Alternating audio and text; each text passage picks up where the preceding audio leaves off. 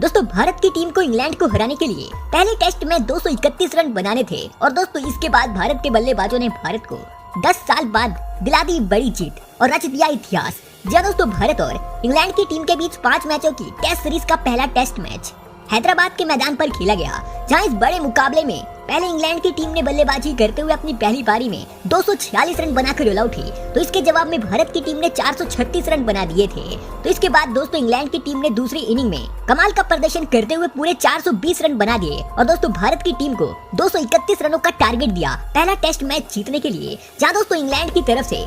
Ollie Pope ने दूसरी inning में सबसे बेहतरीन बल्लेबाजी करी। जी दोस्तों, ओली पोप ने 196 रनों की शानदार पारी खेली थी और दोस्तों वो अपने दोहरे शतक से केवल 4 रन दूर रह गए थे और दोस्तों उनकी पारी की बदौलत ही इंग्लैंड की टीम ने भारत को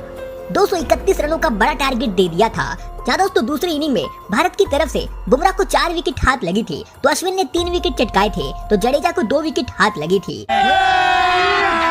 अभी मजा आएगा ना भिड़। और दोस्तों आखिरी झटका जसप्रीत बुमराह ने देकर ओली पोप को आउट करा था और ओली पोप 196 रन बनाकर आउट हुए थे। और दोस्तों जब इसके बाद भारत की टीम 231 रन के टारगेट का पीछा करने उतरी, तो फिर दोस्तों रोहित शर्मा इस मैच में काफी आक्रामक बैटिंग कर रहे थे, क्योंकि दोस्तों उन्होंने दूसरे ही ओवर में मार्क वुड के ऊपर पूरी तरह धावा बोल दिया था। लेकिन जब इसके बाद इस मुकाबले में इंग्लैंड की गेंदबाजों ने जबरदस्त वापसी करी, तो फिर भारत की टीम के एक के बाद एक करके विकेट गिरने लग गए, क्योंकि 42 रन के स्कोर पर टॉम हार्डली ने जायसवाल को आउट कर दिया था और इसके बाद अगले ही गेंद पर शुभमान गिल को भी उन्होंने आउट कर दिया। जहां जायसवाल तो 15 रन बनाकर आउट हुए, तो गिल तो अपना खाता भी नहीं खोल पाए थे। जहां इसके बाद बैटिंग करने केएल राहुल उतरे, लेकिन एक तरफ रोहित शर्मा जो कि शानदार बैटिंग कर रहे थे, उनको 63 रन के स्कोर पर टॉम हार्डली ने आउट कर दिया और रोहित 39 रन बनाकर आउट हुए थे और भारत की हालत इस मुकाबले में खराब होती जा रही थी। जहां इसके बाद 95 रन के स्कोर पर टॉम हार्डली ने अक्षर पटेल को भी आउट कर दिया था और अक्षर 17 रन बनाकर आउट हुए थे। जहां इसके बाद भारत की हालत एक के बाद एक करके खराब होती जा रही थी,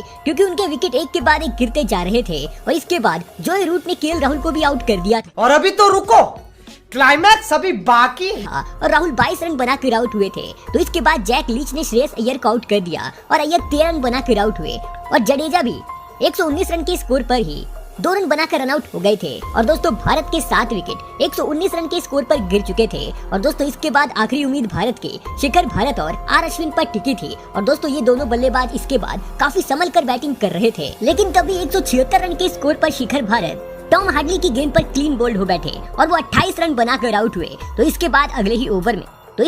ही ओवर में अश्विन भी 28 रन बनाकर टॉम हार्डली की गेंद का शिकार बन बैठे और दोस्तों भारत के 9 विकेट 187 रन के स्कोर पर गिर चुके थे। और दोस्तों अब भारत को ये मुकाबला जीतना था अगर ये मुकाबला जीतना था तो फिर मोहम्मद सिराज और जसप्रीत बुमराह को आखिरी तक बैटिंग करनी थी। लेकिन दोस्तों इन दोनों बल्लेबाजों ने भारत का स्कोर 200 रन के तो पार पहुंचा दिया, लेकिन 202 रन के स्कोर पर टॉम हार्डली ने सिराज को आउट कर दिया और दोस्तों इस तरह भारत की टीम 202 रन बनाकर ऑल आउट हो गई और दोस्तों इंग्लैंड की टीम ने 28 रनों से ये पहला टेस्ट मैच अपने नाम कर लिया और टॉम हार्डली ने इस मुकाबले में 7 विकेट लेकर इंग्लैंड को बड़ी जीत दिलवा दी।